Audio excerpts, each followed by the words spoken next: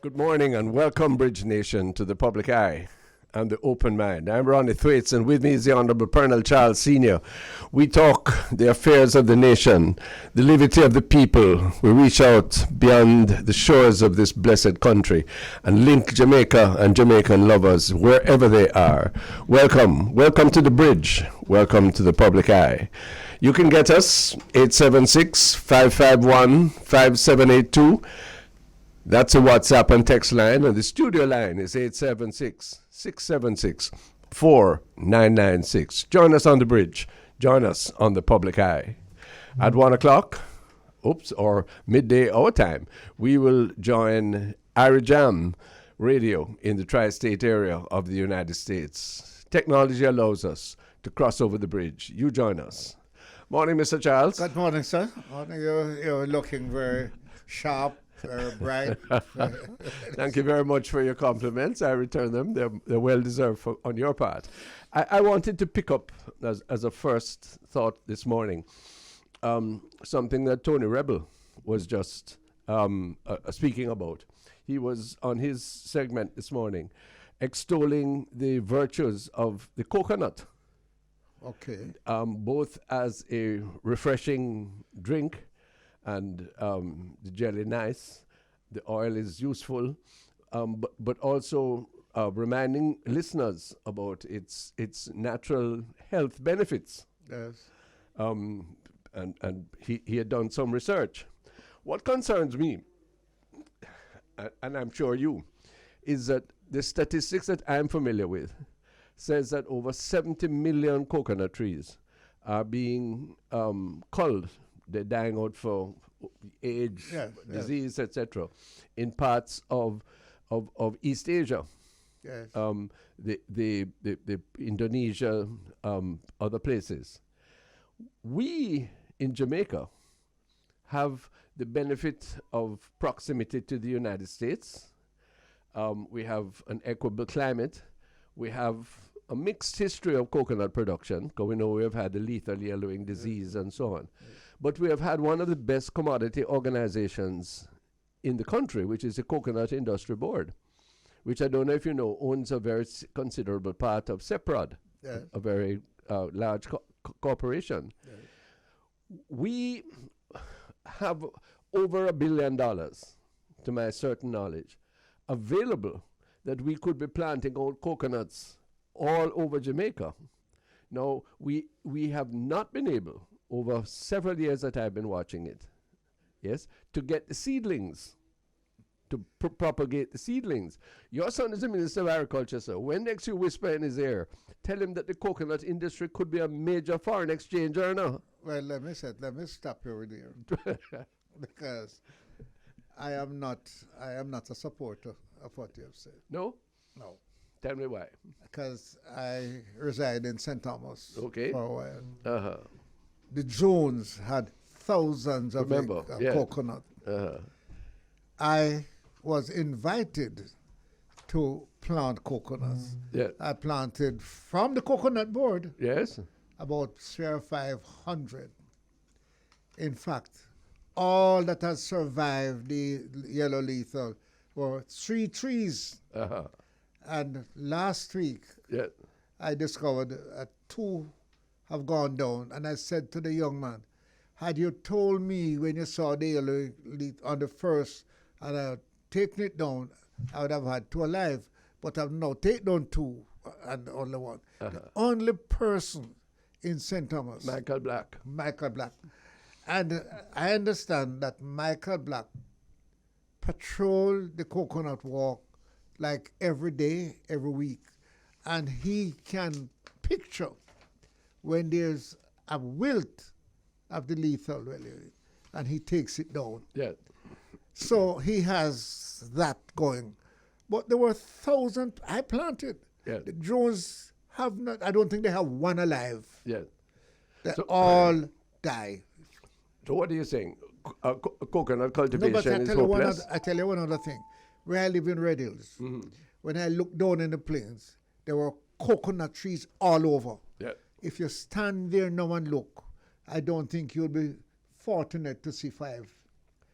So what's the answer, sir? We recognize a disease problem. What I know also is that the Coconut Board has been one of the best research institutes Yes. that anybody has had, that any of the commodities. Yes. Surely, what we should be doing is to ensure that varietals are prepared. We've had Maypan, Mayjam, Malayan Dwarf. We've had some Brazilian varieties, I believe. I have not examined the Yes. latest. Yes. But I am well aware that there's a very active coconut board. Very. And that they have been trying that. They gave me the last 300. Yeah. They monitor them. Yeah. And they just don't come out and blast free Okay. head. Well, I accept your caution, but I would love us to investigate, us as a nation, to investigate this much more, because we have a vibrant overseas market, export market. But let me bounce you something. We had a banana in Jamaica Right. that was wiped out by the Panama disease. That was the Gros Michel. That's a Gros Michel, one of the nicest bananas. What is sweet like anything. Right? We still have a few, Yes. but we were able to bring in other varieties. Yes. And I don't know whether we brought them in or they were propagated here. The late Ren Gonzalez, That's right. remarkable scientist. Right. Valerie Banana. Right. Lakatan, Lakatan and Robusta. Robusta, and New Williams. Right. Grand Nain. Right. Yeah. So we were able to get out of the Robusta. The Michel. Gros Michel. Gros Michel, because we just couldn't survive. Right. The beautiful, nice green tip and Lovely. nice sweet and Yes. lovely. So bananas, that type of banana. So if we can find an alternative to the variety of coconut that are dying, then probably we can go like the banana. Well, I think it's a good parallel you offer. Yeah. We didn't abandon the banana industry, did we? We invested in the research, and we were able to find some measure of success in that regard. This leads me to, because we talk public policy, Yes. one of the things that is hardest to budget for, but absolutely necessary, is that quotient of national resources, that proportion that goes to research and development, Yes. The Scientific Research Council, the various research departments of the universities and colleges are vital to be able to foretell and to fight those instances where disease or other problems arise with a dominant variety. Yes, and one of the problem with that, as you're talking, is that they are not exposed. People don't know Yes. of them. Yes. People don't, and when you hear, don't bring in this, don't bring in that, or because we take it at the airport, this and that, yet you don't know who you're talking to. No. If we had a group that was exposed to people and they call them and they get some of the publicity that is given to everything else, things could have been different. Well, no, and I'm asking us to get sensible for our own pleasure, for our own reward. Yeah. Yes. Where can I get sufficient seedlings to plant 10 acres of tamarind right now? I don't know. No, it's not possible. I can tell you. I tried. Yes. Yes. There are so many, and I'm just using that. There are many other instances. We used to run government nurseries. Maybe they weren't run efficiently, but there are private nurseries. But unless you go to Denby, yes, the likelihood, and Denby hasn't been on up for a while, as you know, it is likely that we are not going to be as replete in the fruit orchards, in the extensive cultivations, and I still hope that coconut can be saved, can be revived, because we have to bend every effort to ensure that what the overseas market wants from us, we can provide. Because if we don't, other people are doing it, and calling our name. Exactly, because when the Costa Ricans flood the New York and Canadian market, they have a man up there who marked Jamaica coconut, and we don't tell you that's No. But they mark Jamaica, and everybody flow in there, but it's the same coconut. Yeah. So you don't know the difference. But then it's not from here. Yeah. But I think I can say it. What a sadness. I'm not blaming them now.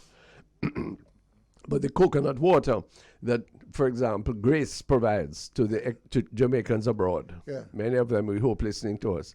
They import it. Yes, sir. From where you think? Yes, some far country. Anywhere they can get it. No, I have a gentleman. Well, I don't know who baptized me with this almost rubbish. Right. That this gentleman has not drunk H2O water for the past 10 years. Oh.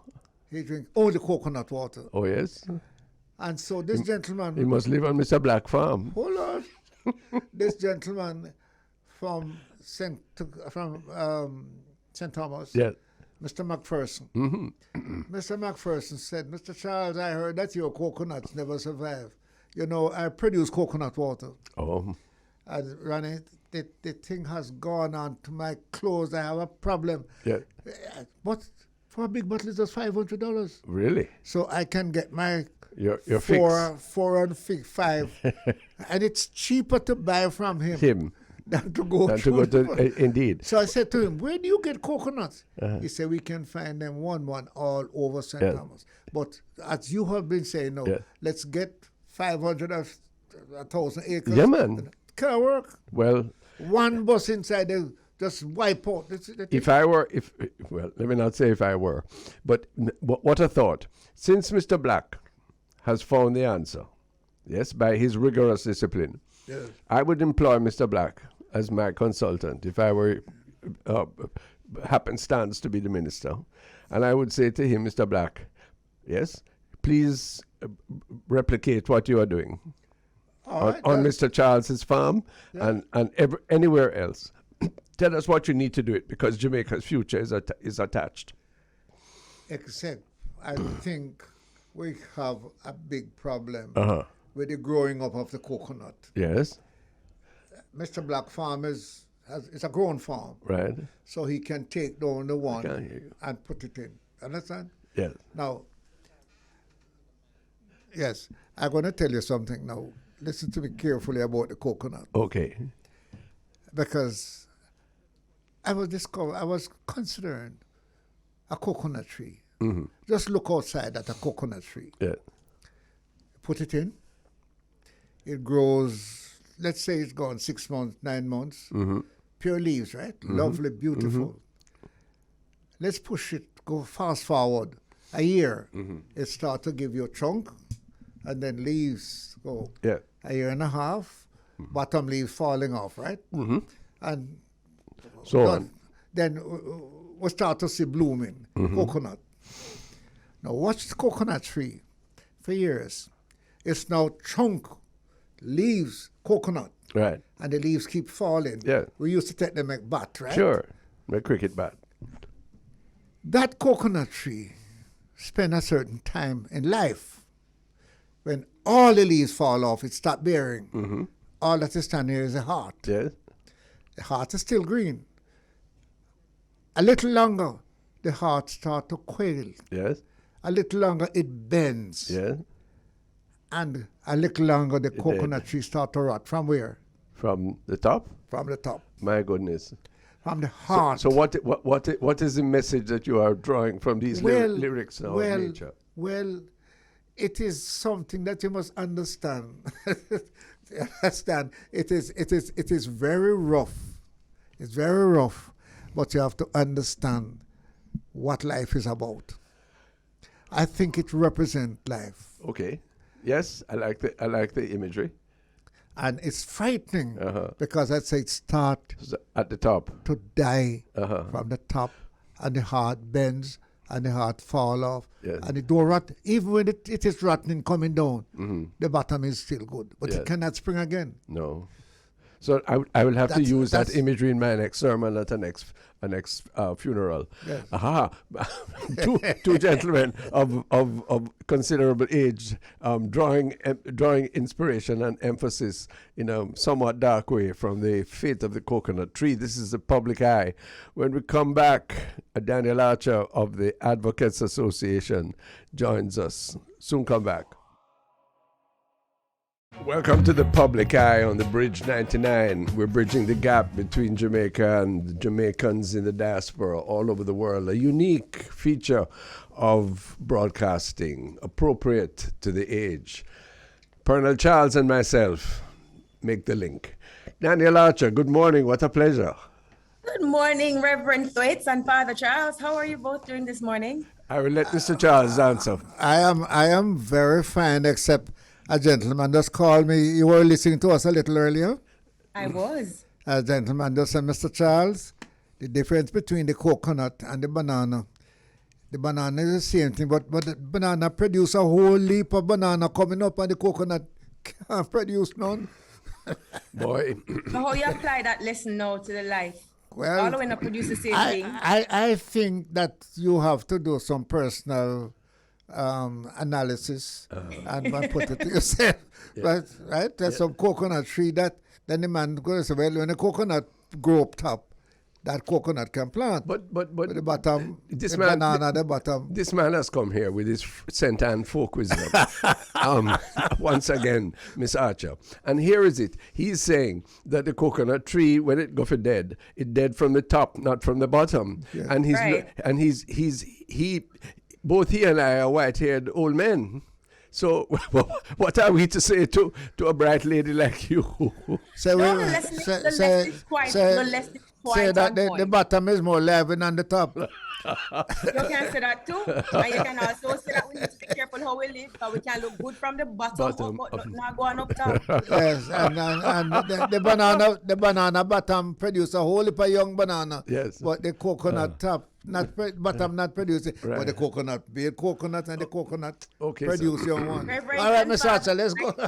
Reverend and Father, I think we can agree that they are both vital products. Well, I agree with you, and that's a need to be promoted. Here's a lady from Manchester. Danielle Archer, what is the Advocates Network?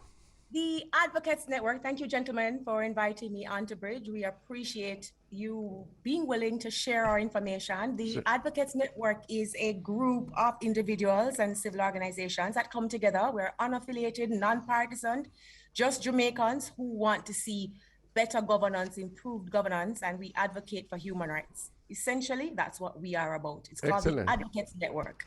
Not just lawyers? Not no. You know, where there are too many lawyers, there's a lot of trouble. Just enough lawyers to keep them afloat, but it's a good mix. It's a mix of individuals from all walks of life. We have so many members, so many civil society groups that we're joined together and bound together by our love for Jamaica and our desire to have improved governance here on the Rock. Well, we would like to offer you a word and a platform to the diaspora anytime. We support civil society, and this sounds like a grand new addition to the list of other advocates who have come up from time to time, eh? It is. We actually, and that's why I want you to appreciate, we're unaffiliated, non-partisan, unincorporated. So it's a good mix of representatives from most of our civil society organizations here in Jamaica, as well as individuals who are not aligned and simply just want to put their voices and their talents together to encourage improved governance for improving the social economic conditions of all Jamaicans. Good. Well, the two of us. Could I disagree with you on a little point? What's that? Why would you want to not associate with Pearnel Charles in this group? Who says that? Well, you say I have to be on a line. I never said that I don't want to associate with Father Charles. Why would you think that? What I think Pearnel and I say is we are two very aligned people, but nonetheless we can share the nationalist aspirations of the Advocates Network. I think to answer you, if that's the question you're asking, Father Charles. That's a question. I'm not only asking you. I'm saying based on your presentation, people who you're proud that you are non-aligned, you're proud that you are not affiliated to other groups, you're proud of this and that. And I'm saying you're leaving out a major part of those of us who would love to come with you. Because you're aligned? I'll tell you something. 3 years ago, you couldn't tell me out sit down and run it here to talk politics. And that's where I want to share it with you. I was trying to tell you. I think he understands now. Here's the thing, Mr. Charles, and this is how important we are. you do have groups that once you talk politics in Jamaica, you segregate everybody. True. People start to say, me support Reverend Thwaites and me support Mr. Charles, and say it just done this, so the line them draw. What we want to do as an entity is to have people come together. We may not always agree, and I would be the first to tell you that even the Advocates Network, we don't always see eye to eye on every issue, but collectively, we are eye to eye when we say we are in support of all practices that encourage good governance. And this is what brought us to your attention this morning, because we provided a press release in respect of what could be done better with the $8 million that was spent for the wining and dining of the royals who visited us recently. Tell us about that. What's your thought about the royal visit? Some people had a question mark. I was among them. Pearnel and I discussed it. I think he's not a royalist. He was, yes. But are you a royalist? He wants to protect me. I say I'm not a royalist, but I respect the present situation that we did not have to have. But we do have it. Yeah. And if the Duke and his wife is coming to Her Majesty's country that we keep as Her Majesty, we ought to respect that. I don't think the Advocates Network is suggesting disrespect, Ms. Archer. Certainly not. In fact, what we're saying simply is this. We look at your priorities. If you want to visit somebody's home and you have an interest in it, and remember the context of visiting the home, the residents of the home are saying, we don't really want you. You enslaved us. We have not been adequately compensated for giving you wealth. And we're having that discussion now. If you're going to visit the home, you have to be respectful of the issues that are there and deal with them. We're not saying don't come, but we're saying in light of all that has happened, we shouldn't be paying for you to come. Why not pay your way and come? We have issues here in Jamaica that focuses on the lack of toilet facilities for children. Just yesterday, we heard the Minister of Health talking about the fact that we don't have enough money for NHF. So in the context of priorities, would it be a real priority to spend over $8 million to wine and dine you visiting our home when those at home are in need of food and healthcare? Well, I am not going to be a politician on this. Today? Yes. But if I were... you never a politician? Hold on. Because the present government might even vex with me. Oh, dear. Wouldn't be the first name. I say plain, as far as I'm concerned, we have stayed with Her Majesty. She has asked us to go, and we have accepted to have her. Half of Jamaica still want her. Really? Now, I don't think so any longer. Maybe not half, but a large portion. Yeah. If her grandson want to come to her country, I'm going to tell him not to come. In what sense is it her country? But you don't have to tell them not to come. Hold on. Ronnie, tell me who's in charge of the country. I hope it's the Jamaican people through the government they elect. What is our connection to Her Majesty? No, we know Her Majesty is titular, yes. The head of state. Okay, well, keep it at that. The titular head of state. Yeah.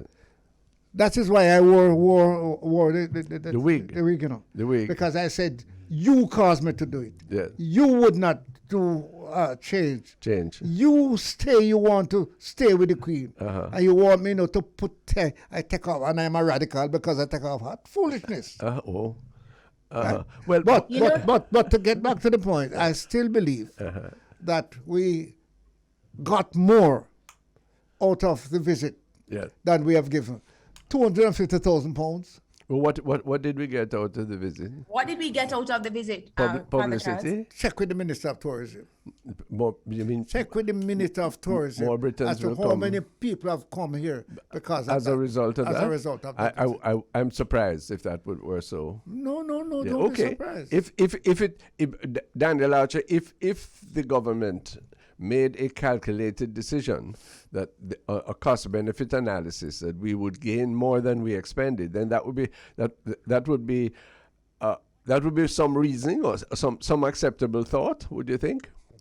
To change the narrative that you came to Jamaica to improve your image, and for us to spend $8 million to wine and dine you when we still have urgent need here. Yeah. To improve his image. Perhaps.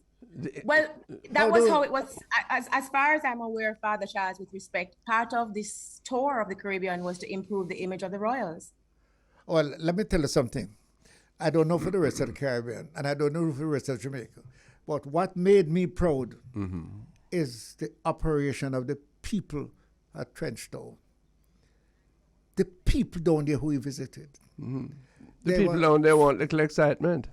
Not only excitement, Ronnie, their standard showed me that Jamaica can do it if we want to do it. Can do. We can fling rocks down. We can be nice to people. We can be very nice to people. Sure, and that is the case. But as you and I discussed before it happened, let Mr. William come and let him have a nice holiday at Sandals or Super Clubs or one of those places, and they will entertain him. And then we can take pictures so that Britons see that Jamaica is nice on the beach or wherever he is. Yes. Okay, that to me is perfectly appropriate. But for us to welcome him as some element of a person who has esteem and control, he's a man like ourselves, you know. Yeah, but Ronnie, he's a man like ourselves. But be realistic. He is in charge. In charge of what? Not in charge of me, sir. Not in charge of you. No, sir. Not in charge of me either. No, sir. But so what am I doing? But we are the one who is still...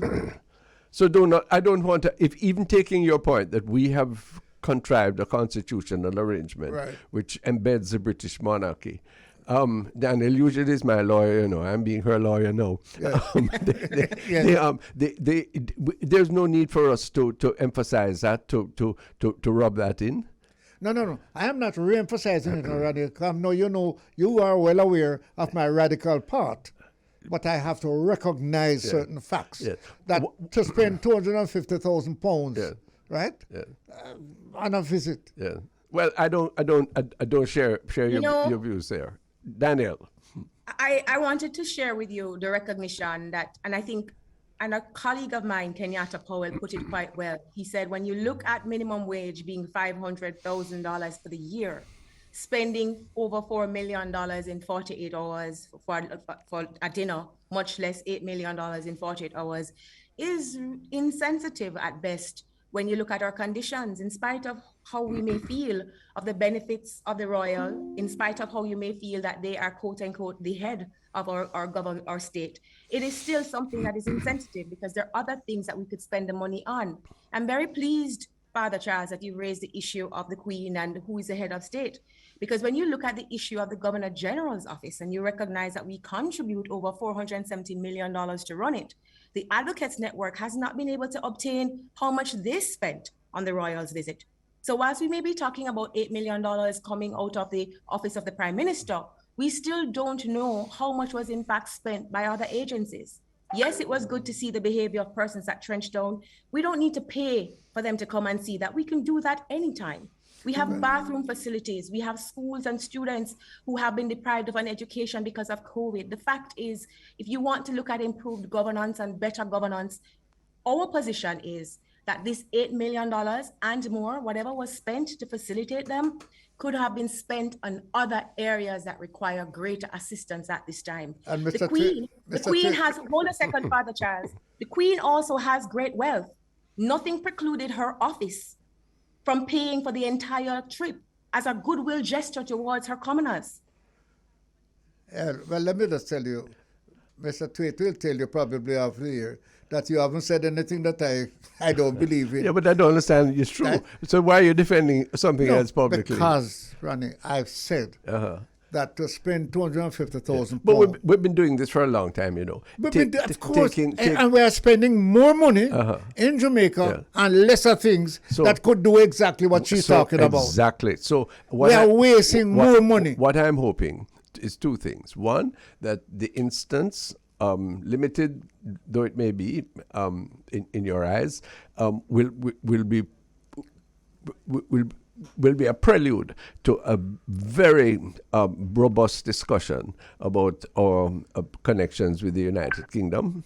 Yes? Yeah, and I will tell you, Ronnie, disturb you, that what it is going to cost us to leave the United Kingdom is millions. That would be that would not be to me, was totally unnecessary. Well, but it is the reality where we are now. Exactly. Danielle, where does the Advocates Network, if you know, if you've discussed it, where do you stand on the issue of a final court of appeal for Jamaica? Pearnel and I disagree on this one too. I think that will come. There's no formal position coming from the Advocates Network in that. We are still discussing where we are with that. There are many different paths. Yeah. I think ultimately, though, the Advocates Network has and will continue to support that we look at getting rid of the monarchy. We look at how it is that we can have a government for the people of Jamaica, by the people of Jamaica, with the people of Jamaica, and for the benefit of the people of Jamaica. I take Father Charles's position that it's going to be expensive, but I want to share something with you. We got our independence by virtue of an order from Parliament. British Parliament. Was given to us. British Parliament. Yes. British Parliament. It wasn't taken. We didn't take it. It was given by order. We have to be mindful that just like what happens with the BVI now, where they're saying to them, we are going to be revoking certain things and putting in a different kind of government system. Always remember that option always obtains for them if it is that one day they decide that we become once again the Pearl of the Caribbean that they need to be able to control. So looking at the issue of republicanism, looking at the issue of governance, it is part and parcel of why it is the Advocates Network says this money could have been better spent, because this discussion is very live in Jamaica now, asking how relevant is the Queen? What's the point of paying all this money to the Governor General's office when there's so many other things to do? What's the benefit of having a connection to the royal family and the monarchy at this time, when in fact, we are trying to design and put forward a government that is for the people, by the people, without any constraints. I can't disagree with one thing you have said, or one question you have asked, the question positively. No need to have it. Yeah, so why is it then that we appear to be architects of our own continuing misfortune? We're not maybe preserving but not building. Yeah, well, but and why did we have to be here? I can tell you why we had to. Right. I've read the papers of the constitutional commissions at the time. We did that because it was intended that the surge towards independence prior to 1962 should be as little disruptive as possible. And the economic and social dominating class at the time did not want to do anything that removed any of the symbols or any avoidable symbols of the colonial status. There were people who strongly would have rebelled against the thought of the Queen being deposed. And I will tell you, Ronnie, that you and I were not among that group that would have rebelled. No. But I will tell you that a large portion of that group is still here. But of course. And is still managing the system. But then listen to that, Danielle, because that's why I value the Advocates Network. Because Pearnel Charles is right. The people who are calling the shots in Jamaica are still the people who want us to go to the Privy Council, who are quite happy with Elizabeth Queen, and who will spend their money to kin up with Catherine and William when them come here. I take your point, but you know, this takes us to this issue that we have been having a discussion about in different forums. The question of how do Jamaicans and how much of their rights do they know? How much or how important is civics to Jamaicans?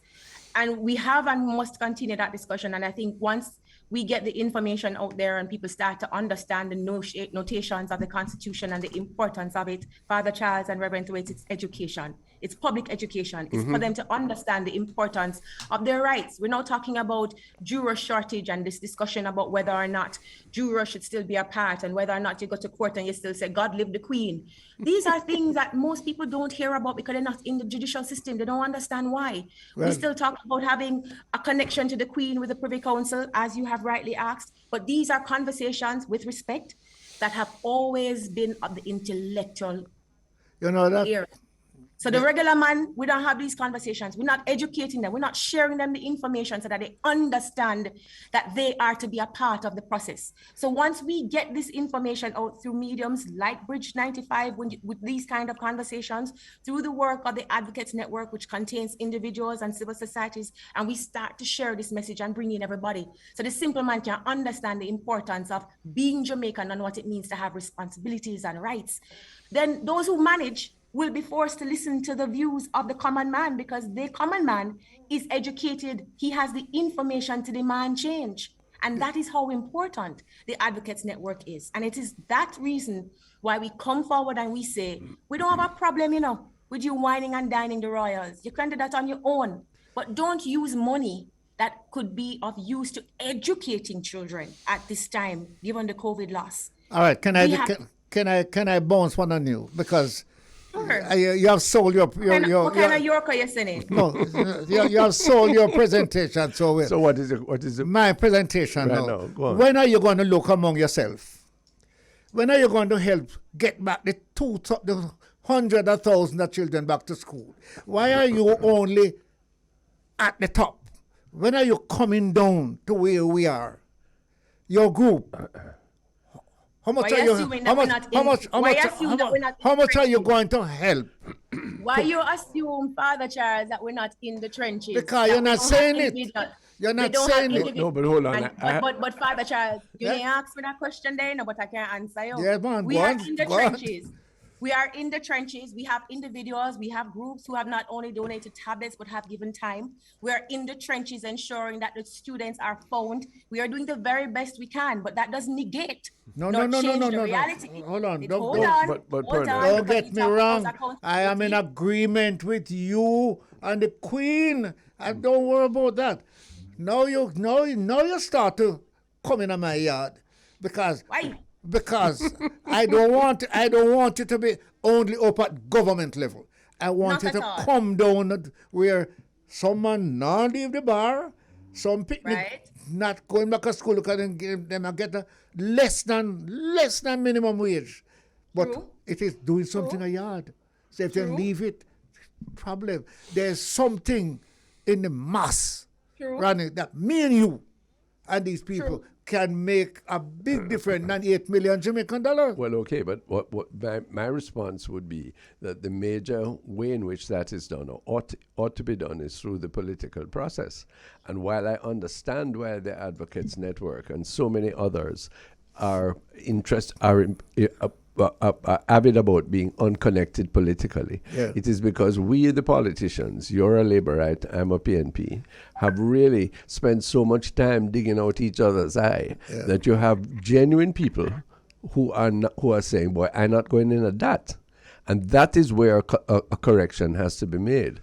So I'm quite sure that, the people in the Advocates Network and otherwise in civil society will want to engage. But the truth of the matter is that while they can build consciousness, they don't control the consolidated fund and the taxpayers, the taxation system. Who controls it?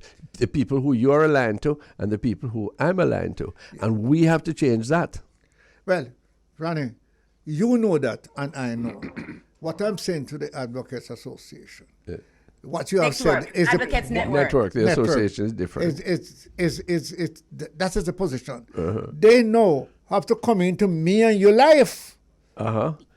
Because that is what we need to clean up here right now, because that is more than $8 million a day. The water is muddy. What are you talking about, man? Water is dirty. Bad. Father Charles and Reverend Thwaites. Yes. I take your point. You see, you have to remember that you're both politicians. Yes. And unfortunately in Jamaica, as much as you want to, and we have that tendency, when somebody starts to talk about accountability for a particular sum, you throw it back and say, so what you do? Yes. What you do about it? We start with the small, we eat an elephant one bite at a time. And as the Advocates Network, we're simply saying, we're coming together, we're building, we're educating, we are there, we're present. And we're not just constituting PNP people and Labour rights and NDM people and people who want to be part of any other party. We're simply, at the end of the day, Jamaicans who want a better Jamaica. Listen. So whether way you swing it, we're trying our best in whatever areas we That's are. That's a message that will saying that where we are this morning is simply saying we talk about accountability and priorities, and we just think that it's one bite that we could have looked at, and if we have a chance to do something about it in the future, think about it in that context. Yes, you're going. No, but I'm trying to boast my. You got it. I appreciate you both. Thank you so much for having me this morning. I'm asking you to do one thing for me. She gone, you know. She gone. I'm gone. Somebody will tell her, Ronnie, you and I agree that if we don't have, if it's an advocate is something else, a police, whatever it is, if we don't have somebody, some grouping that is going to go into the communities and take those children who are working back what we pay council and MP for? Ronnie, what we pay council and MP for? You and I agree with that. Then you could say to her, what we pay other people, police. No, don't turn the argument to anybody else. That's what Danielle is correctly saying. You and I agree that the councillors, the MPs, the district councillors. But those who we are connected with not doing it, don't believe in it. And therefore we stand to be criticized. And the people who in the diaspora who are listening to Danielle and yourself and myself, they really don't business about which color politics it is. Exactly. You know? And therefore the swell can come from that base. That's right. Yes, that's the thing. That's why I'm inviting this very strong and attractive group to you to let us hit the ground. We'll offer them a pew on the public eye on the bridge anytime. Danielle Archer, thank you so much. We got this. Thank you so much for your time, gentlemen. Always a pleasure. Have a very good day. Good. You see that now, so? Look at what is happening just before we take the break. You have well-intentioned people. Yes? Like Miss Archer. Yes. And assuming many others. But their first recourse to express their nationalist sentiment is not to adhere to either of our political parties.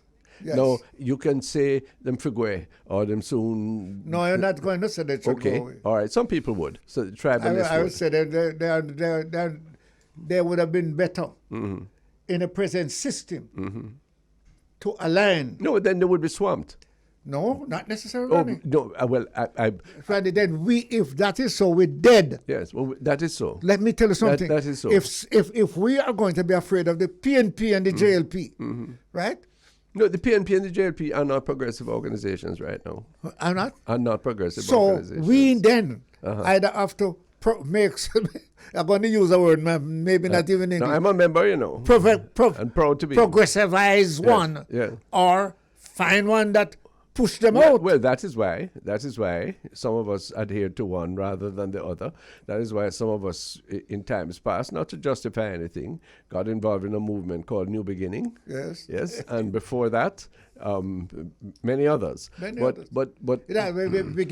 what concerns me, is that we have to re-sanitize politics in this country.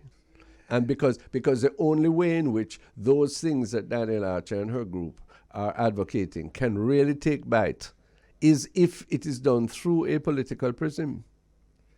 Well, it is through the politics in the Ministry of Education that the public education program that she speaks of can happen, or the Ministry of Information, not otherwise. They can't sustain it. It is through the efforts of the Attorney General and this new ministry you formed that we will get some kind of surcease of our traditional relations with the Queen. It would be helped by outside pressure, such as they're bringing, but it ought to be able to go directly. That's exactly what I'm talking about. You and I know the PNP and the JLP.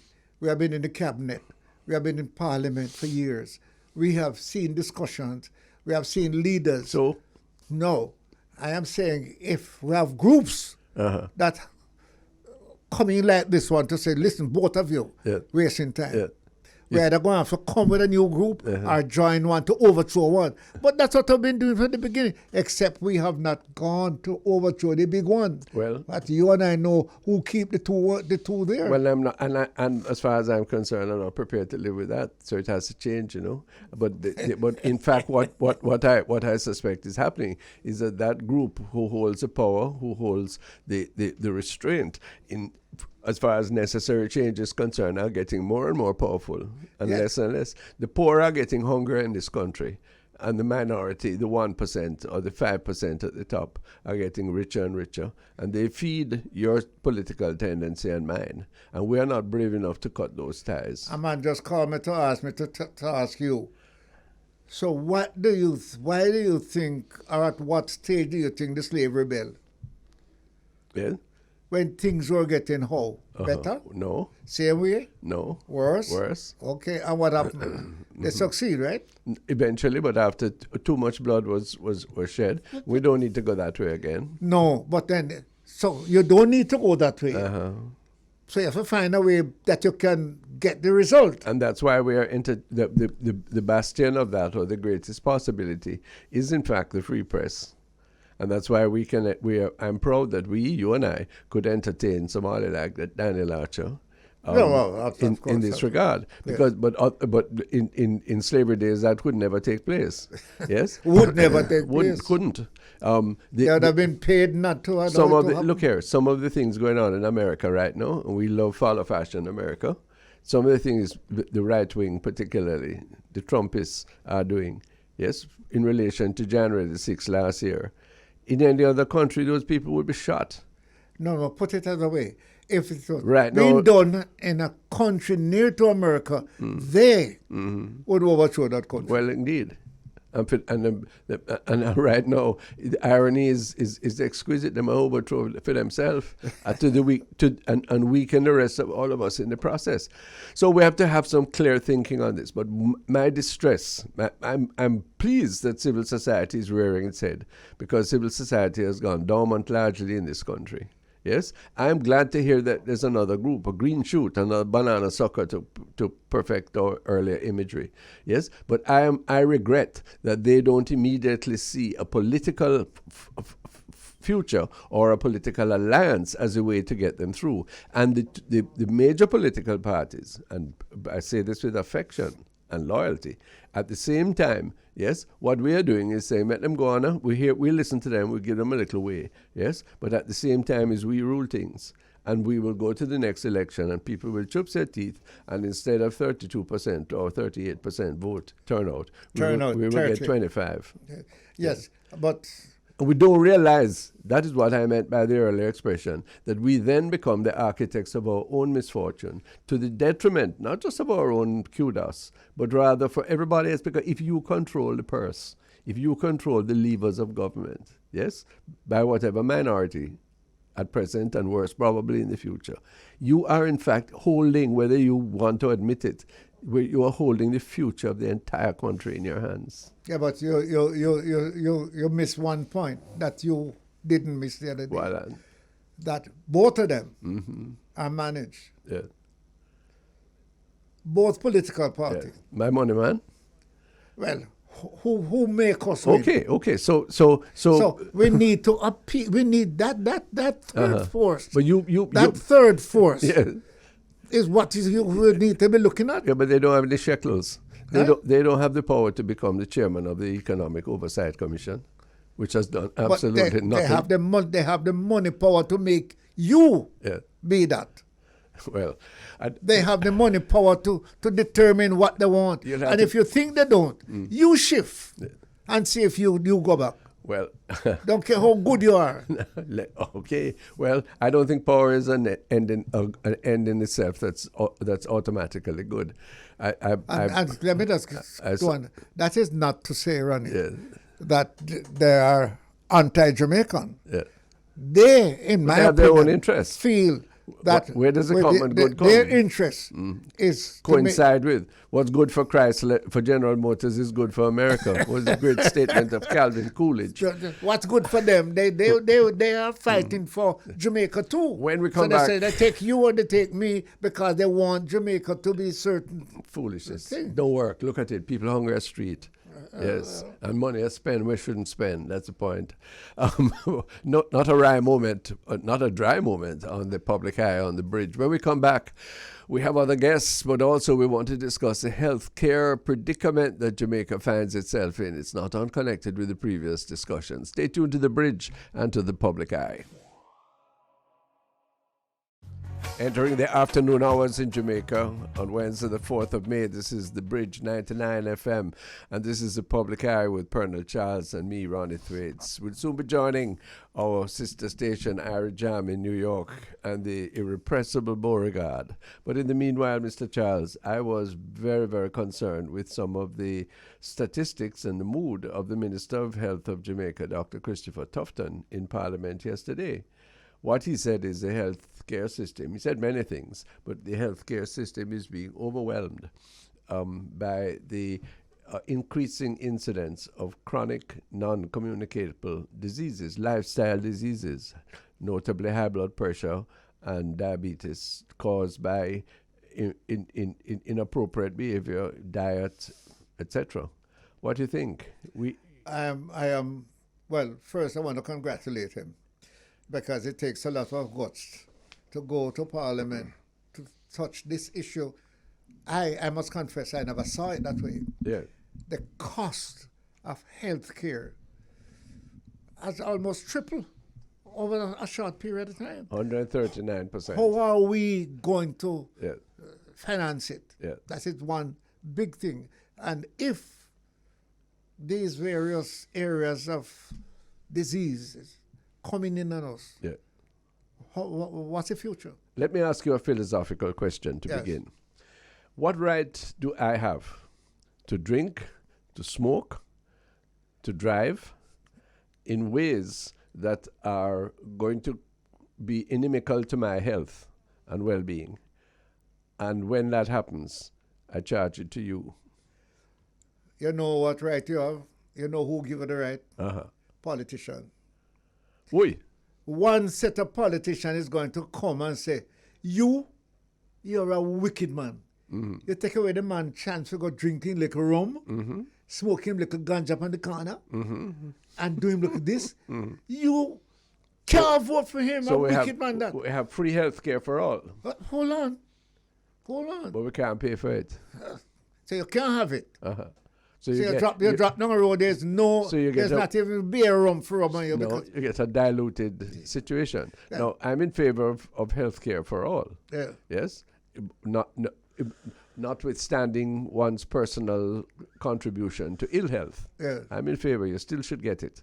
Yes? But my view is that there has to be, and the minister said so yesterday, a far different approach to people's lifestyle that is going to prevent such a burden as he described and as we knew before being imposed upon the rest of us. And I ask, for example, why do we still encourage cigarette company in Jamaica? Why do we still go on as if one of the best things you can do in the world is drink only rum and get drunk, when you know that it is only a matter of time? Why is it that we do not test our drivers properly and insist upon proper surveillance on the road when we know that it means that we will have these multiple injuries and deaths and diminution of finance, of lifestyle, of family, of everything else? Want me to answer you? Yeah. That is freedom? No, let's say we call this a free society. Right. And man have a right to smoke if he want to smoke. Why? Well, no. That is what we are saying. Yeah. But let's look at the bigger picture. Let's confront the cigarette companies and tell them that we don't want them in Jamaica. Yes. And they ask you how much you're paying for taxes. Yeah. So let's confront. So that is Judas. No, stop there. That is a Judas money, because it's the $9 billion a year that they get off the cigarette tax. Yeah. That is the 30 pieces of silver. More than that, the cigarette tax. Listen to what Pearnel Charles is saying. No. Actually, don't believe Pearnel Charles is supporting this. No, I understand. Because unfortunately, you're an advocate. I have never put a cigarette in my mouth. And I admire you for that. I have never put not even a taste of rum and whiskey in my stomach. That's excellent. I have never smoked ganja. That's why you're so troubled. My father said to me, cigarette bad for the lungs, ganja bad for the brain. Yeah. Stay away from it. Yeah. They will destroy you. But let's go back to what we're talking about. Let's just welcome Beau-regard. Beau-regard and Irie Jam audience. On the Bridge 99 FM, when we make that connection to Jamaica, it is Wednesday. So what we do is make that connection, and we connect with the Reverend Ronnie Thwaites and Sir Pearnel Charles for something we call the public eye, open mind. Let's see if we could make that connection right now. Hi, Beau. Welcome.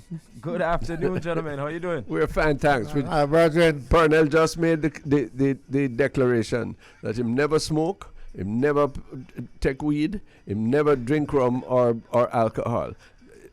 I agree with him. That's a good way to live. So that when you get sick from all them things, you don't have to you don't have to burden the rest of people to pay for the health care that the Minister of Health told us yesterday in Jamaica. It has gone up by 140% in the last 3 years. What do you say?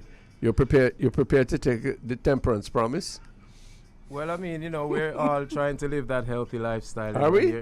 Are we? No. A lot of us are trying to be healthy. Some things that we do might not seem healthy to other folks, but we all want to live a long, lasting life, and taking care of your health is one way of doing. Well, I'm so glad for your statement of purpose, but our experience is entirely contrary to that.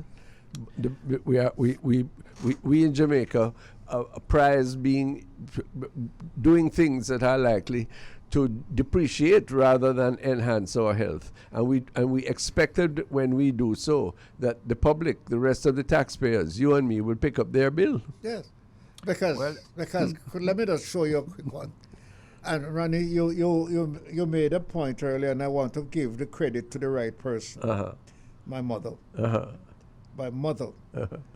Who's a Seventh-day Adventist. Yes, sir. So I used to feel bad when the man can show off them cigarettes, Yeah. And can go a bar and go drink a rum, Yeah. And can drink them spiff, Yeah, man. But my mother, a Seventh-day Adventist, kept us in that religion. Yeah.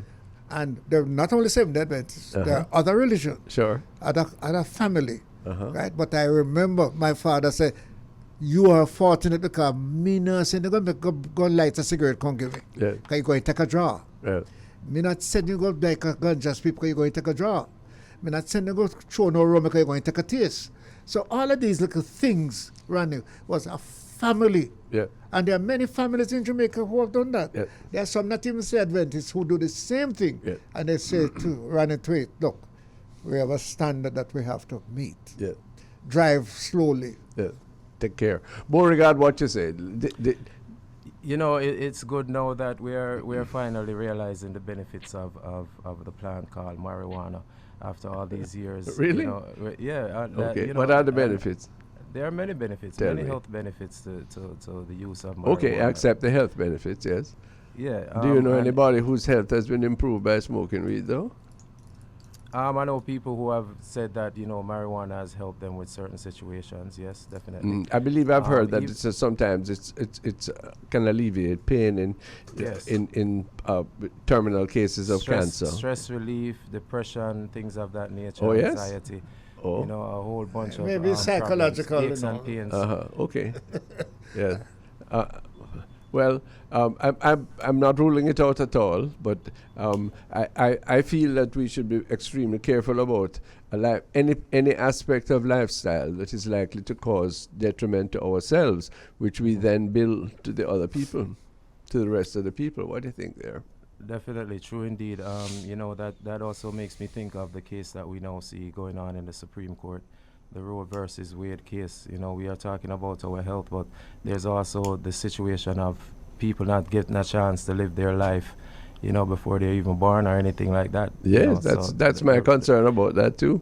This Roe versus Wade case is really and truly going to be a big shake-up to the nation and to the world, especially here in the United States. I am for life. I believe in life, but I also believe that there are situations that endanger women, in terms of them being pregnant. If it's a medical situation, then sometimes they might have to terminate. Well, what you're saying is that you're not taking an absolutist position. No, I'm not. Because I understand that every situation might be unique. Mm-hmm. Well, but let's not. That one is a big long discussion. But I'm really anxious, which we won't shy away from. My concern is though that we neither in the States, which we copy very much, yes, and the people listening to you desire that and want that, but nor here. We are in fact, we're not educating our young people. We're not taking the steps necessary to prevent the increasing prevalence of these lifestyle diseases, which is costing so much. I mean, Dr. Tufton yesterday, Pearnel, spoke about the need for a school nutrition policy. This was something that I tried and failed miserably. One, because the late, great Roger Clark at the time, Minister of Agriculture, when I said that our school children should be eating nutritious Jamaican produce, he told me maybe 10, 15 years' time, production would arise so that could be possible.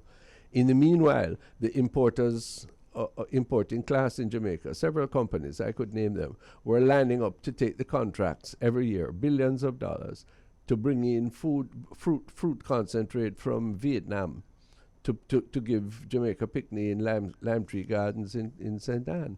This is ridiculous.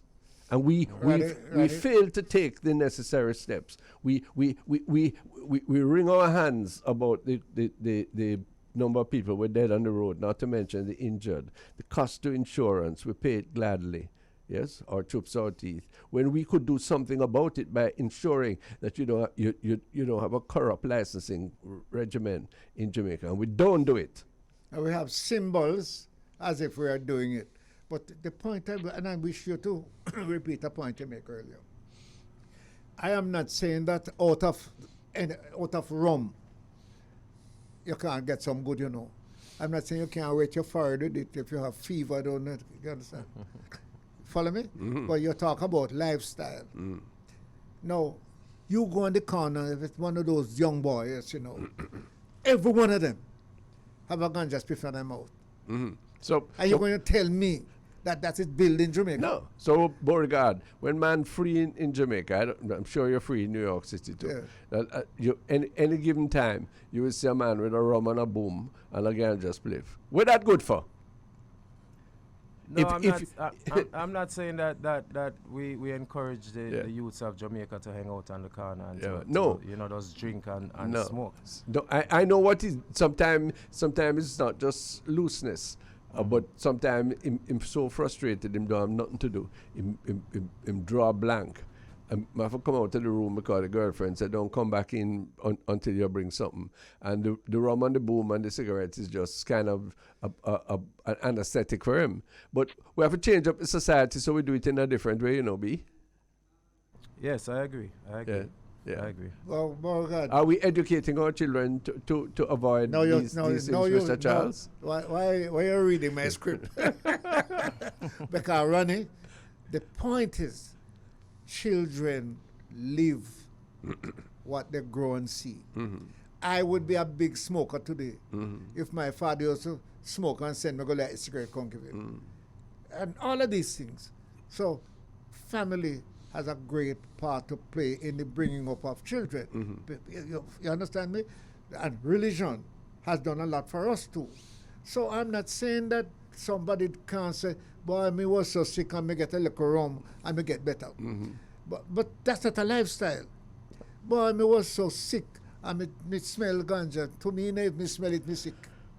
and then again, there are many youths in Jamaica who grow up not seeing their parents take part in any of the things we are talking about. Yeah. Frustration, never smoked, never drink or anything, and yet still, they have grown into their own and choose to make certain decisions. Well, the peer pressure and all kinds of other reasons, No, well, I'm talking about adults. Where some people don't even start drink until they're of age and they're adults and consenting and are able to make that decision for themselves. And some people don't start smoke until they're able to make that decision for themselves. But do you agree? It's different scenarios. How do we respond?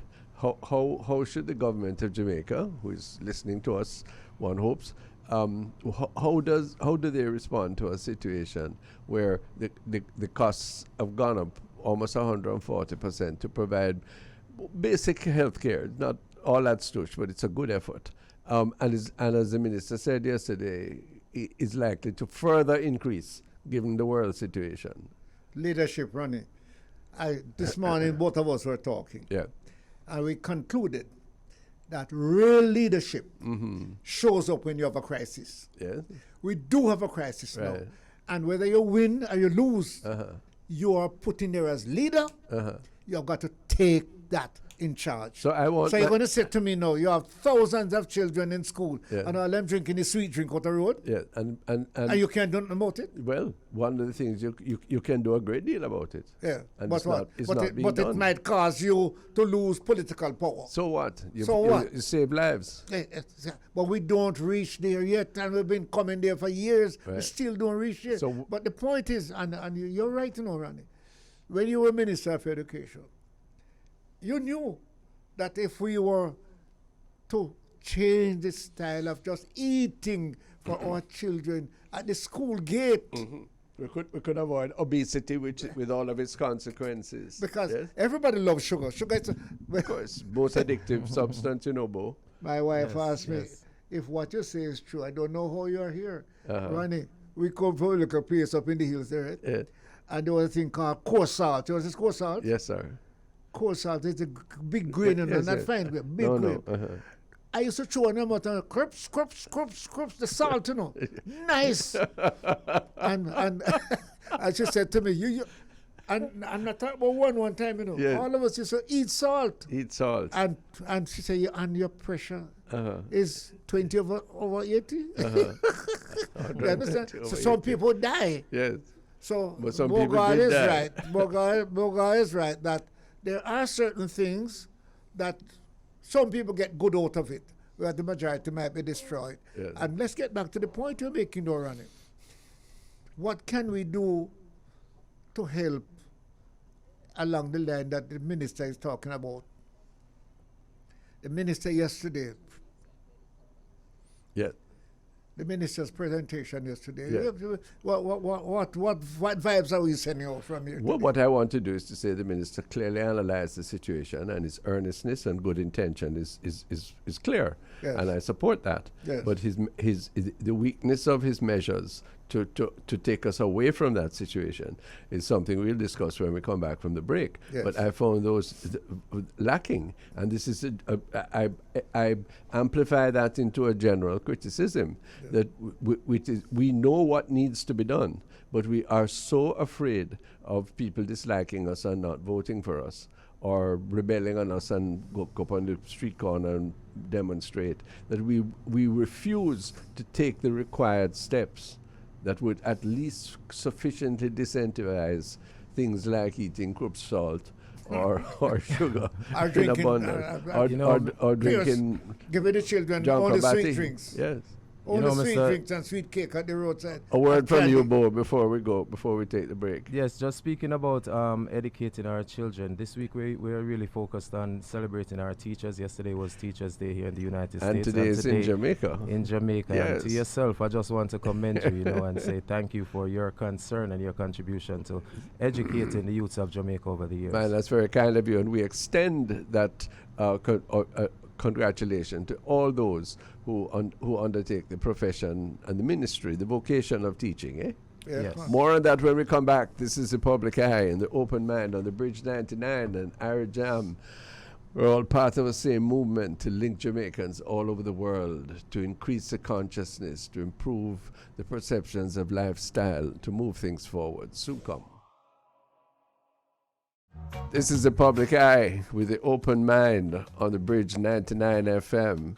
I'm Ronald Thwaites. The Honorable Pearnel Charles is with me, and we're linked with the irrepressible Beau-regard in Irie Jam Radio in New York City. And we're talking about health. We're talking about the kind of consciousness that allows us to ensure that we make the healthy lifestyle choices, which are going to prevent us having these extraordinary overruns of costs which we can't avoid. Mr. Charles, I'm a Roman Catholic. You're a Seventh-day Adventist. I admire the Seventh-day Adventists because of their dietary lifestyle. Yes. I think it is to the benefit of the individuals, and it is also certainly to the benefit of the nation. Well, Ronnie, let me push you back a little further.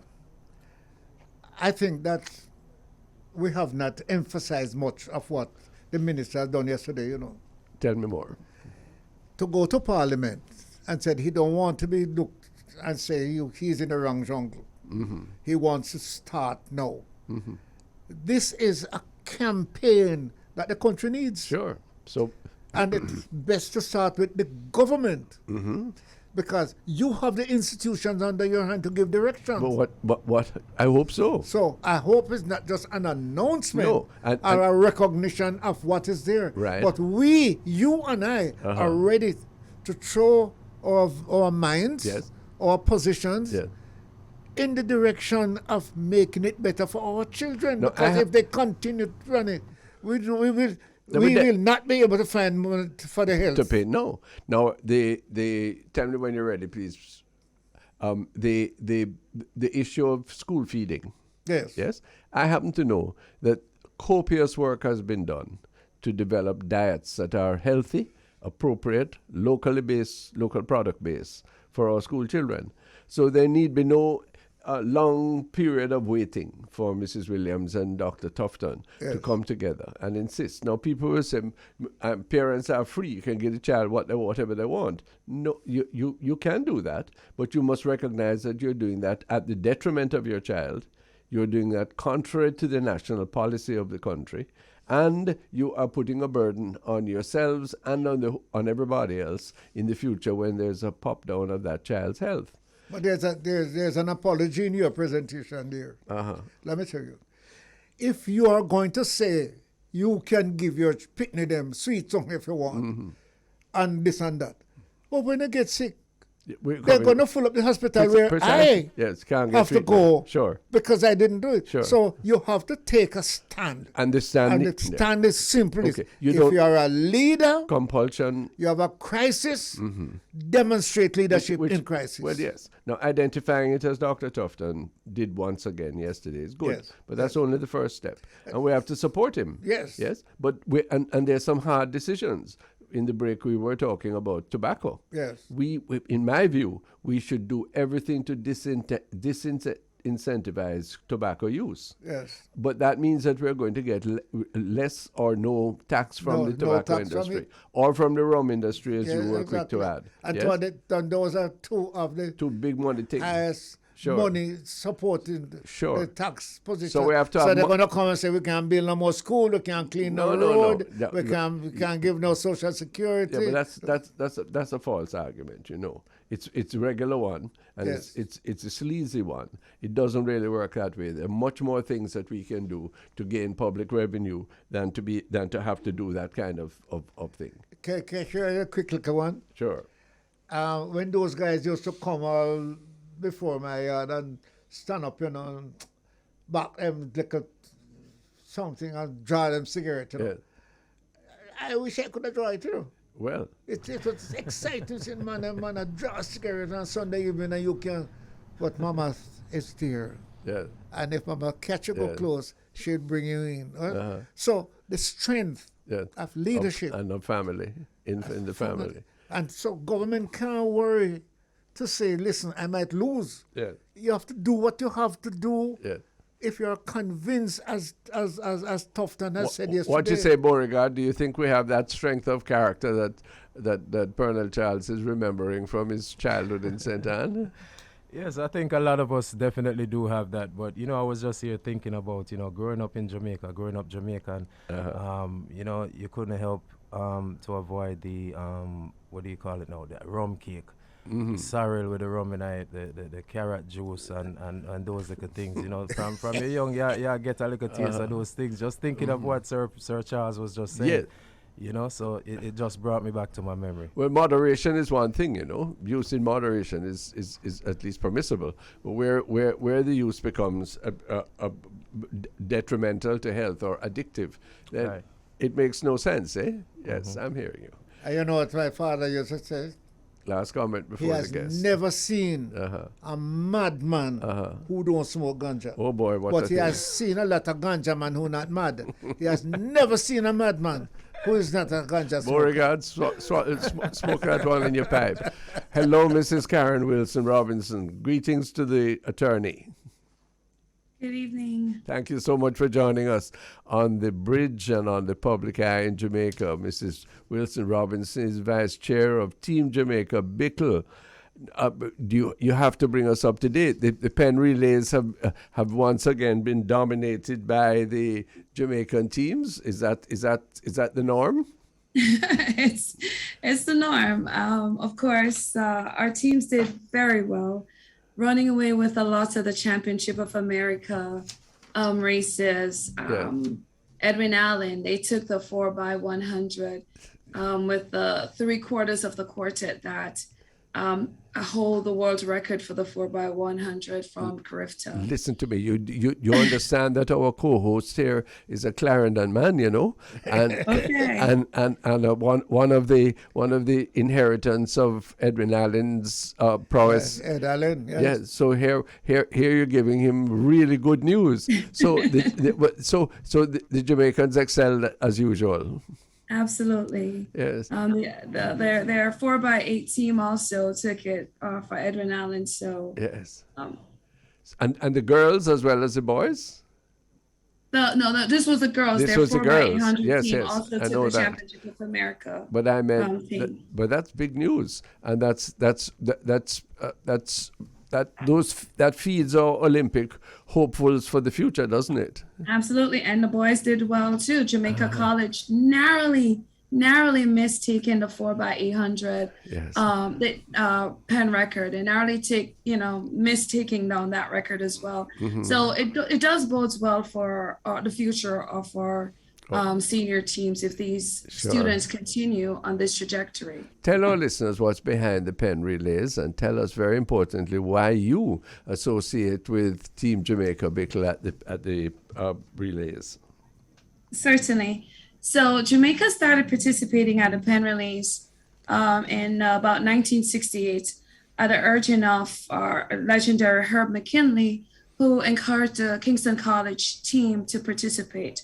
So we've been there longer than we've been a nation or an independent nation, quite frankly.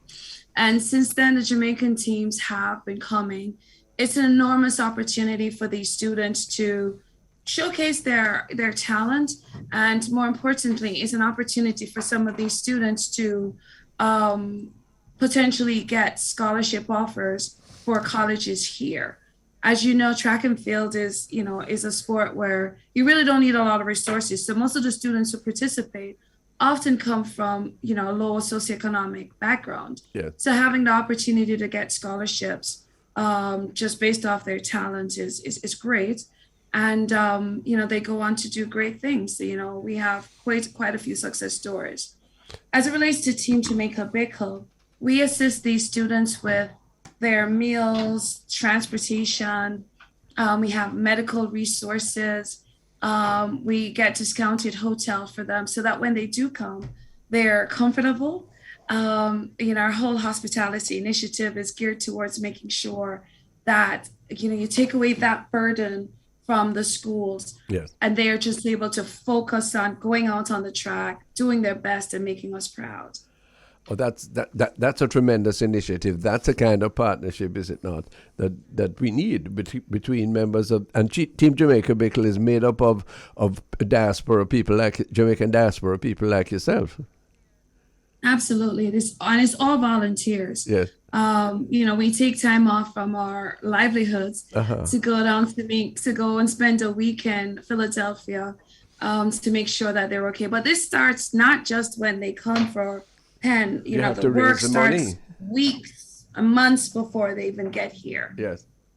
You have to raise the money, don't you? We do have to raise the money, and this year we had our fundraising gala the Sunday prior to going down to Penn, which was very well attended, and our own Camila Johnson happened to stop in. Oh. So that was great to have her, and the patron of the event was our own Consul General to New York, Mrs. Alcyon Wilson. Good. So it was pretty well attended, and we're happy for the support because we needed it. Coming off of COVID and the pandemic, we didn't know what our needs were going to be. Yes. We wanted to make sure we created a relatively safe, secure environment for the student athletes, so they can do their best, and not have to worry about potentially being exposed and, taking or getting sick. How many? So we really had to make sure that we had, structure in place. Sure. How many athletes came, Karen? We had over 350, basically a full complement. We thought that it was going to be a reduced number, given that they're coming off the pandemic, but there were 19 schools that stayed under our purview, but there were other schools that actually attended and participated that, they took care of their own accommodations, but we still took care of their meals. Yes. And wherever we could help, we did. So basically had a full complement of student athletes, coaches, chaperones, etc., team managers, etc. Could I throw something at you, Ronnie? Yes. What are the characters in these students that needs to be exposed to our large body of students in Jamaica? What are the characters? Yes. Let Karen tell us who are these students? Who are these students? Ordinary people. And I am particularly, we're talking drugs all morning. Right? We're talking drugs all morning. What is it that they are staying away from that we can now send out to our children in our schools? Sure. Be like this. Send that message that our friends in the diaspora would love to help them, but you have to carry. There's a little load that you have to carry here. Sure. To parents and children and teachers. Yes. Karen, do these young people, what characteristics do they show you? I mean, they were wonderful. We have a team meeting each Wednesday. They start a competition on Thursday.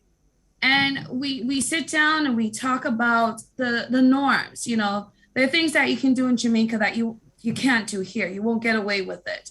So we do have a nice talk with the students, but not because we think that they're going to do anything inappropriate, but because we want to make sure that we give the information. But I can tell you, the group of students that come here, very polite, very respectful. They're here to do their jobs, go out on the track and do well. And that's what they live by. It's funny because I was talking to Erwin earlier. We had another group of adults that stayed at the same hotel, our main hotel. And, on a Saturday night when the competition is over, the students have a lot of energy. They're often running around, talking, hanging out with their groups. This year, never had that. The students were in their rooms, very well behaved. The people that were creating the problems for the hotel weren't our students. It were these adults in this other group that was staying there. So I must say that the students were very well behaved, very respectful, very polite, and it was a pleasure hosting, 350 students, but we had no issues. You know what? And my as if I'm crying internally. Yes. We have this goal running. Yes. We see them. We see Heidel, we see Edwin Allen, we see Casey. We have gold in our hands. Yes. We have not exposed it. We are not exposing it to the bulk of our children. Yes. I mean, it's bigger now. Yes. But what I'm saying, there's a body, there's an internal cleanliness that you have to carry. Sure. A discipline. Wow. Do the coaches from colleges really come? You mentioned some success stories, Karen. Can it really be an advantage to a student athlete to come to Penn Relays? Absolutely. The coaches are in the stands. They're watching what's going on. They're not necessarily going after the first place, second place finishers. They're looking at the talent. Yeah. We've had occasions where we've had students, lets us know that 3-4 coaches have approached them, offering them, packages to come to consider their schools. So yes, there are enormous opportunities for these students that go out there and do their best. And if you're coming, Erwin Clare, who is the founder of Team Jamaica Bickle and our current chair, yes. likes to say a lot of our students are coming from north of Crossroads. So these are students who may not necessarily have the funding and the resources to pay for college. Yes. So being exposed to this opportunity where they can get their scholarships for track and field, it's something that is why we have 350 students participating. Yes. You know, especially if they're in their last year, their senior years in high school. They want to be here. Yes. They want to make sure they have that exposure. So if the opportunity presents itself, they can do well. Now, you know, they also have to have the academic qualifications. Please make sure of that, eh? Yeah, absolutely. Yes. So, you know, you can run very well, sure, but you also have to have some academic prowess behind you as well. Yes. How far do you follow them to? Do they? Yes. Do you keep in touch with them? All the students know, and I must admit we can do a better job with that, but we are working with a group called Achieve a Dream Foundation, which is made up of student athletes who came through Team Jamaica Bickle. And we're actually partnering with them to do just that, to follow up with students who do come and who do go to colleges. Because again, coming from Jamaica and starting here in a school, in a different environment that you're not necessarily used to, in a different culture, there's a lot of things that these young ladies, or there were some deficiencies that these young ladies identified. Yes. And they created this foundation to be a conduit for the students that are coming in and going to these colleges. And we're partnering with them so that we can have that follow up with these students. We can have that, you know, let me take a step back. Last year during the pandemic, or in 2020, not last year, in 2020, a lot of students reached out to us for assistance. And these are students we weren't aware of. But because they knew of Team Jamaica Bickle, when their colleges shut down and they no longer had the resources that they needed for their daily living, they reached out to us and we were able to, you know, provide the resources, some of the resources that they need. We, you know, couldn't meet all the needs, but we were able to provide some of the resources. So that, you know, opened the doors for us to say, wait a minute, you know, these students are coming here. Unless something happens, we don't know where they are or whom they're with, or, you know, we don't know. Yeah. So this Achieve a Dream Foundation, you know, provides that bridge to allow us to know where these students are and to follow up with them and to be there as a resource should the need arise. Well, one of the reasons we push that on you, because it's very easy to exploit students, get them there.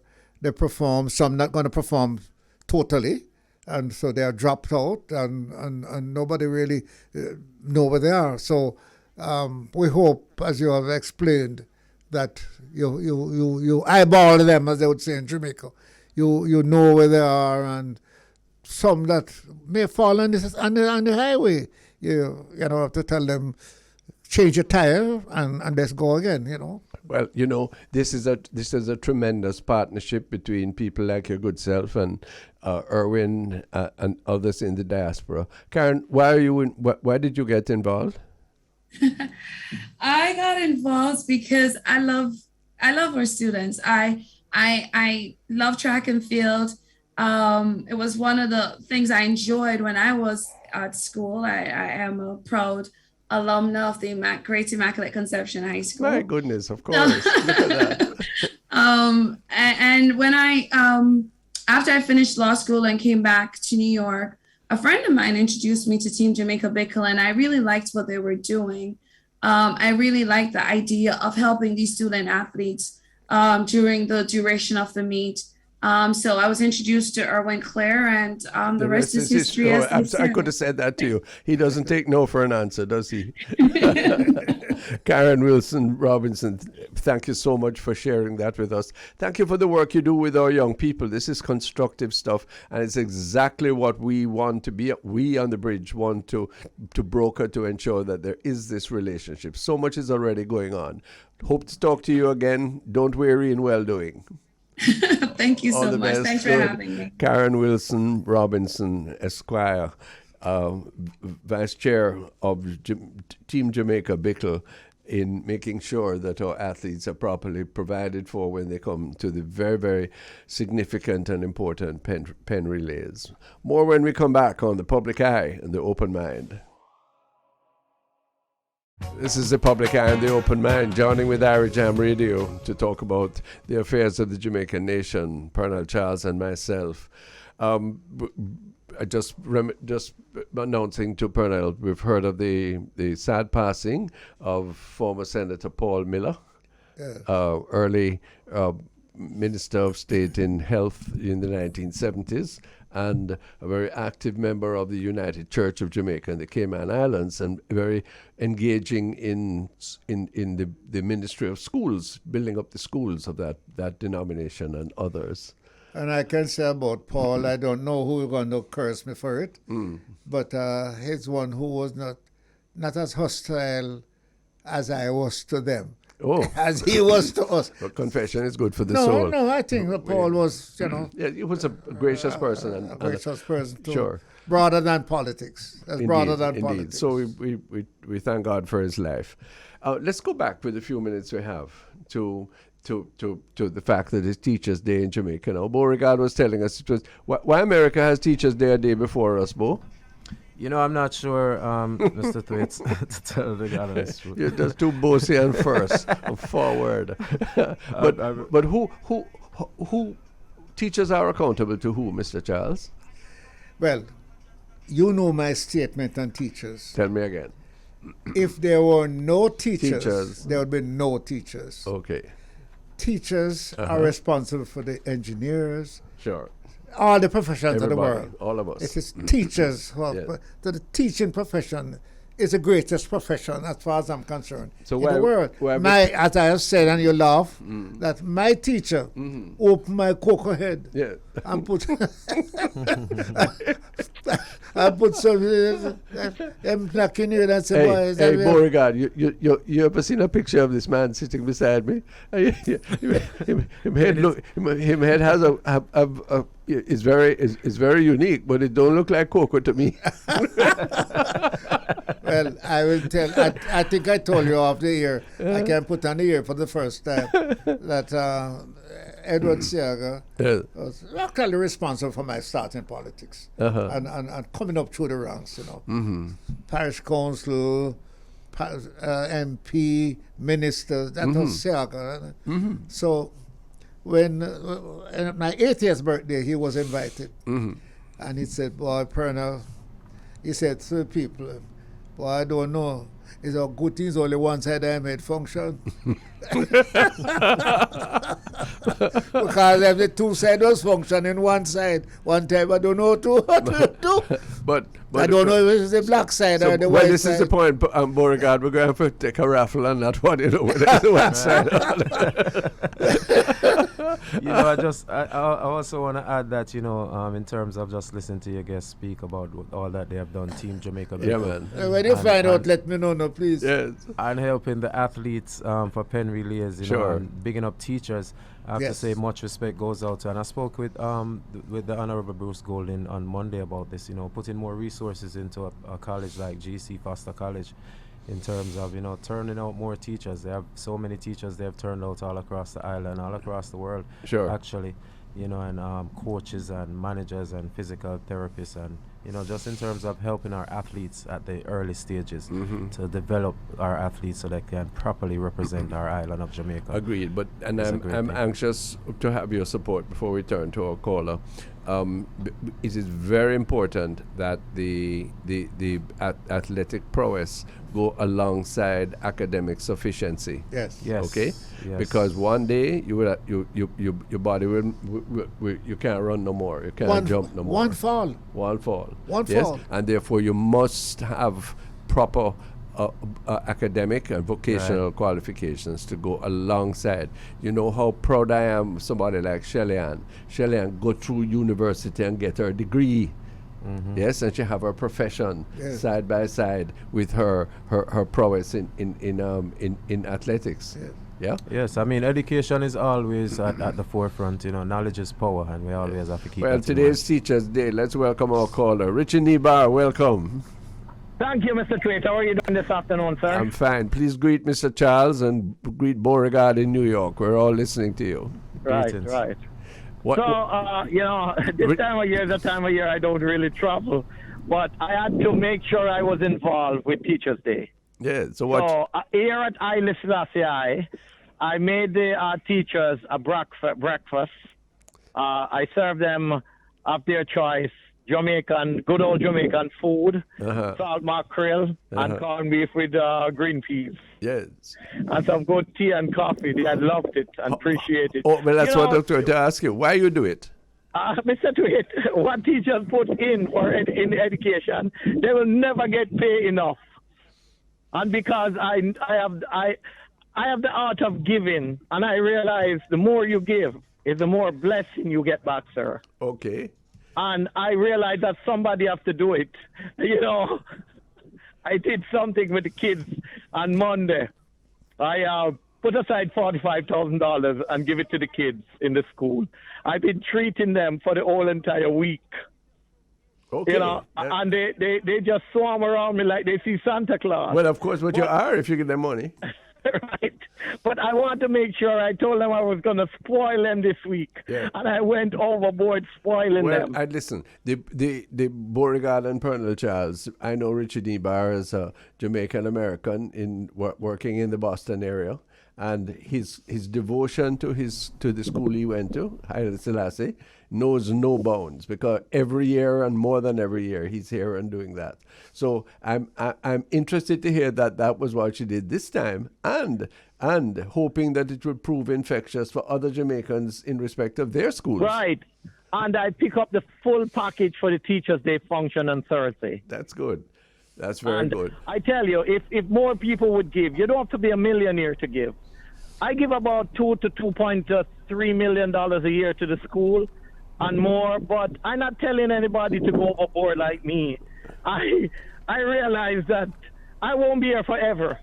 And I don't believe in the philosophy of the good you do live after you. I think the good you do live with you all throughout your days.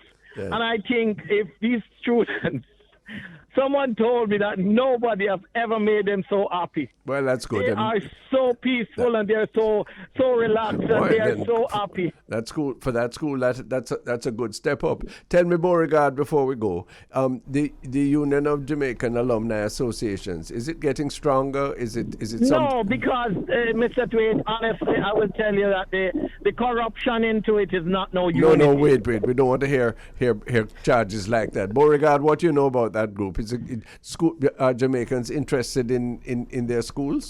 Well, yes, very much. One second, Richie. Yeah, Beau, what you saying? Yes, Jamaicans are forever going to be interested in their schools. When all the events come around, people always brag and boast about what school they're from and what school they represent, and they're always looking forward to giving back and going back and helping some of those students. As far as I know, people have met. Yeah. So this is a good thing. Listen, we have to leave you. Richard Nebar, glad to hear from you. Happy that you can fet your school. Beau-regard, keep up the school flags flying, and you need your George's tie in order to assert your identity. Pearnel Charles, the man from West Indian College. Well, my West Indian Training College, Northern Caribbean, and my little lime tree garden school way up in the Dry Harbor Mountains. Say hello to those 10 teachers you'll hear from us later. Kudos from Teachers' Day. Thanks to our guests. Definitely will. Attorney at law, member of the Advocates Network, Jamaican Danielle Archer, and to Mrs. Karen Wilson Robinson of Team Jamaica Bickle. Yes, thanks so much to LaFane and Richie and all of Jeffrey and all of those who have made Public Eye possible today. We give way to Nicky Z on the crossover and look forward to joining you next time. Till then, take care.